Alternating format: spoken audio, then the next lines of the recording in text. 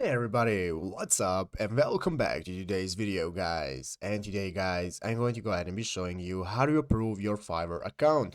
This is a very simple thing to do guys, so make sure to watch this quick and easy video till the very end and follow my steps correctly so you can make sure this works the same for you and you can do this yourself.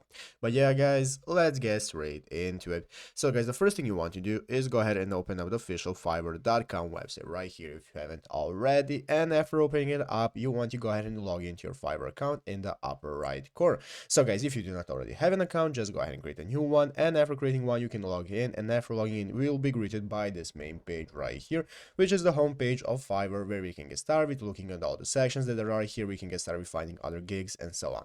So let's go ahead and see how to approve our account. Basically what we want to do guys is go right here into the upper right corner and click on our profile icon. So click on your profile icon right here, and this is going to open up this new drop down menu where you can get started with seeing all the options that are right here. And guys, one of the options is going to be called become a seller. So you want to go ahead and click on become a seller, and after clicking on become a seller, now we can get started with clicking this button right here that's going to enable us to become a seller. So after clicking that, we can now go ahead and click on continue, and so on. And now we'll come to this page where we need to file out our info. We have the personal info section right here, we have the professional info. You want to go ahead and file out all of those sections, and after you're finished, click on the finish button, and this is now going to enable us to go ahead and confirm our account. So as you can see here, we can go ahead and post our gig that we want to provide. You'll have the pricing and so on, and now you'll be able to confirm your identity right here. So you'll need to go ahead and confirm your identity to Fiverr, and after you do so, they're going to review it, and after that, accept and validate your account, and then you can get started becoming a seller.